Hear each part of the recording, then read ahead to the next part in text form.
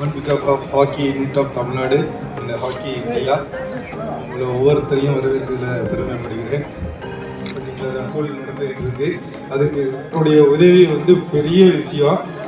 இந்த ஒரு விஷயத்தினால hockey unit of Tamil Nadu best association சொல்லி அவார்டே வாங்கியிருக்கு. சிஎம்மும் எங்களுக்கு இந்த ஈவெண்ட்னால ஒரு அவார்டு கொடுத்துருக்குறாங்க. டெப்டி சிஎம் பொறுத்தவரை இப்போ உலகக்கோப்பை நடக்கிறதுக்கு இந்த வெனியூவை தேர்ந்தெடுத்து இதுக்கு பெர்மிஷன் கொடுத்து இது நடத்த போகிறோம். அந்த ஈவெண்ட்லேயும் இப்போ நடக்கும்போதும் தமிழ்நாடு ஸ்கூல் லீக்கை பற்றி நல்லாவே பேசினாங்க.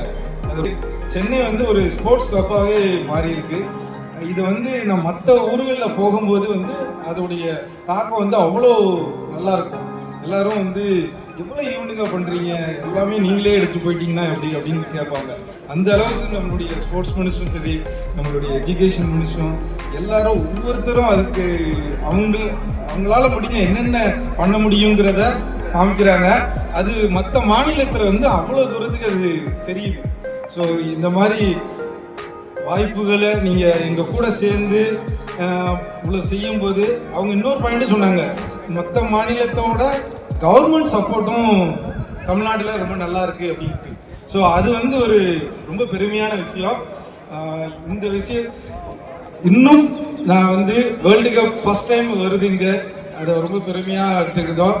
இந்த ஈவெண்ட்டை பற்றி சொல்லணும் பார்த்தீங்கன்னா, இது ஃபஸ்ட் டைம். இது வரைக்கும் junior and senior India team selection எடுத்து கூட்டு போவாங்க.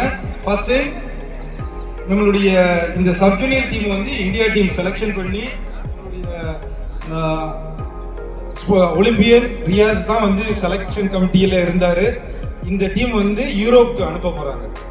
இது 40 days கேம்ப் நடத்தி இந்த டீம் யூரோப் ஹாக்கி இந்தியா அனுப்ப போகிறாங்க. ஃபர்ஸ்ட் டைம் இது நடக்க போகுது. அது மாதிரி ஒவ்வொரு விஷயமும் இந்த கிரவுண்டு அவ்வளோ ராசியாக இருக்குது. நிறைய ஆப்பர்ச்சுனிட்டியை நிறைய பேருக்கு கொடுத்துட்டு இருக்குது. இதுக்கு நான் கவர்மெண்ட்டுக்கு திரும்ப ஒரு நன்றியை சொல்லிக்கிட்டுறேன். ஒவ்வொருத்தரையா எஸ்ஜிஐடி பத்திரிகையாளர்கள் மற்ற அனைவரையும் today. Only the history remembers the people, those who dare to win and those who dare to lose. It has no spaces for the spectators or idle critics. So, better be a participant. அடிக்கடி சொல்கிறது தான், வரலாறு என்பது வெற்றி பெற்றவனுக்கும் தோல்வி அடைஞ்சவனுக்கு தான் வரலாற்றில் இடம் உண்டே தவிர வேடிக்கை பார்ப்பவனுக்கும் வீண் விமர்சனம் செய்வதற்கும் ஒரு வரி கூட கிடையாது என்பதை நாங்கள் உள்ளபூர்வமாக நம்பக்கூடியது. ஸோ அந்த விதத்தில் இன்றைக்கு ஒரு நல்ல நிகழ்வு. தொடர்ந்து நம்முடைய ஸ்டேட் அப்படிங்கும்போது ஸ்போர்ட்ஸ் ரிலேட்டடாக நம்ம எவ்வளோ முக்கியத்துவம் கொடுக்குறோம்ன்றதை பார்க்குறீங்க.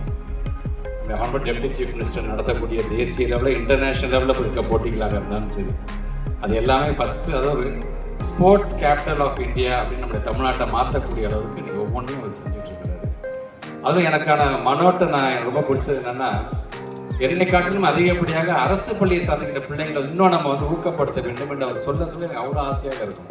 அதனால் தான் அப்பப்போ கேட்பேன், எவ்வளோ பேர் இந்த தடவை எத்தனை பேர் பார்ட்டிசிபேட் பண்ணுறாங்க, எத்தனை பேர் ஜெயிச்சாங்க, எத்தனை பேர் தோத்தாங்க கூட நான் கேட்க மாட்டேன். எத்தனை பேர் பார்ட்டிசிபேட் பண்ணாலே போதும், எங்களை பொறுத்த வரைக்கும் நாங்கள் வெற்றி பெற்றதாக தான் நாங்கள் கருதுவோம் என்று நான் அடிக்கடி சொல்கிறேன் நான். ஸோ அந்த விதத்தில் மனோடைய அழைப்பை ஏற்று அடுத்தது ஹானரபிள் சீஃப் மினிஸ்டர் ப்ரோக்ராம் போகணும் இருந்தாலும் மனோடைய அழைப்பை ஏற்று இங்கே நாங்கள் வருகை இருந்திருக்கணும். தொடர்ந்து இது போன்று பல நிகழ்வுகள் இங்கே நடத்துங்க. உங்களுக்கு உறுதுணையாக நம்முடைய தமிழக அரசும் நம்முடைய முதலமைச்சரும் துணை முதலமைச்சரும் இருப்பார்கள் என்று சொல்லி வெற்றி பெற்றவர்களுக்கும் அதே போன்ற வெற்றி வாய்ப்பை இழந்தவர்கள்